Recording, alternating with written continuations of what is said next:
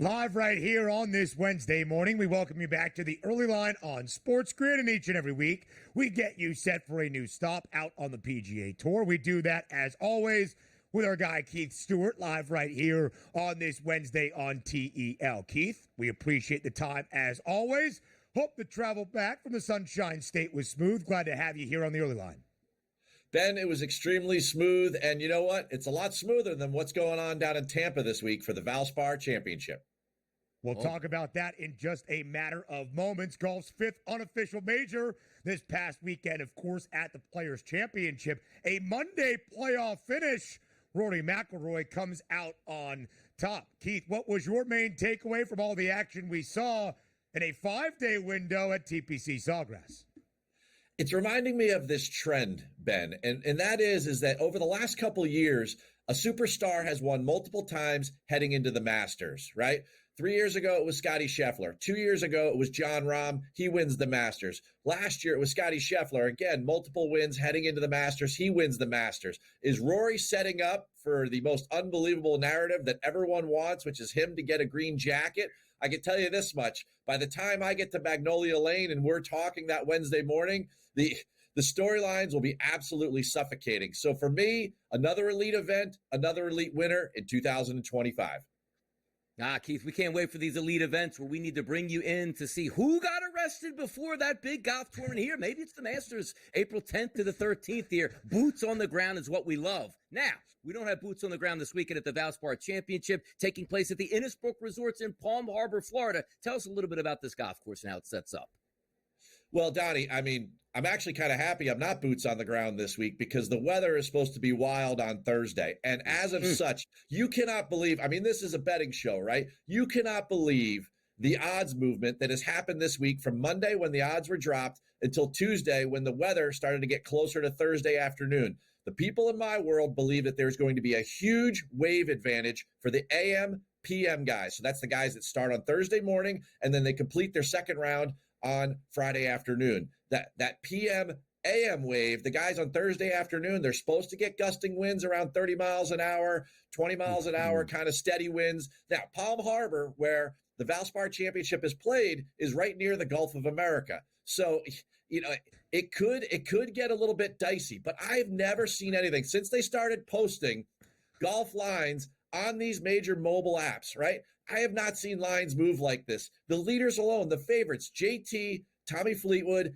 and Xander Schauffele, were all sitting at 14-1 when the week started. Right now, JT, because he's in the afternoon, he goes to plus 2,000, 20-1. Whereas Tommy is now the decided favorite, and he's down at a plus 1,100. I mean, this type of movement, and it went through the top fives, the top tens, the matchups, everything. Everything changed yesterday. My world was in a frenzy, and when it comes down to it, you know, as a former golf course operator, we know nothing about the weather. I think it's absolutely comical. It is wild, though, Keith, to see that market movement based on the weather. And as you alluded to, Justin Thomas moving back a 20-1 price, the odds shortening for both Tommy Fleetwood and Xander Schauffele. Do you think either of those two favorites will take advantage of what could be a beneficial draw this week in Tampa?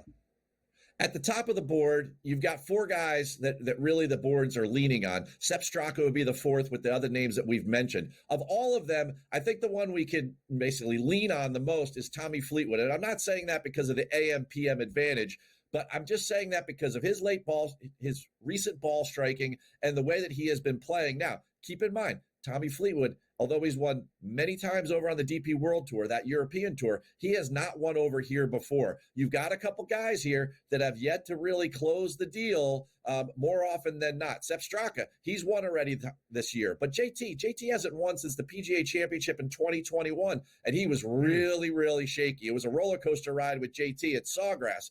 I don't have a lot of faith in the top of the board here. And with the wild numbers and the value we're getting in the afternoon, you're going to see in my early leans that I'm jumping further down. By the way, before we get to the early leans too, because as we talk about, like, I love the Masters tournament. It's coming up in just a few weeks here. Are we going to see a lot of the top players play in the next couple tournaments here? They're going to take it easier into the Masters, and also some of these players ramping up their game just for the Masters. Talk about that a little bit, Keith.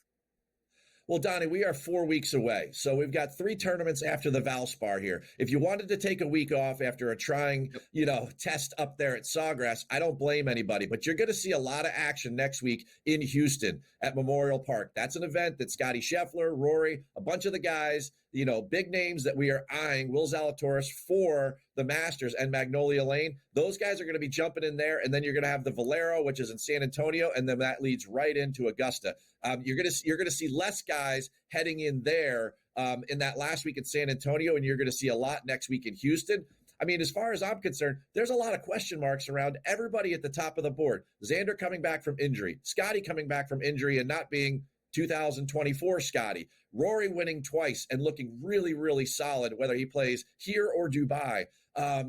There's a lot of interesting things going on. I mean, you got Willie Z, who has looked really good lately, guys. I look at him every single week because when is he coming back? He's sitting on some futures boards at 50-1 at Augusta. This is a guy that's been runner-up there in a bunch of top 10s. I mean, these are things that I'm definitely watching, and there's a lot of great narratives building, as there always are, heading into Augusta National. A busy opening weekend of April in San Antonio, Texas. The Valero Texas Open. And, of course, the Final Four, which leads us into Masters Week at Augusta National. But, Keith, quickly back to the Valspar. Final minute of this segment. It's the favorite thing to do each and every week. You are here. Your early leans on the early lines. Give us a couple of winners for this week of the Valspar Championship.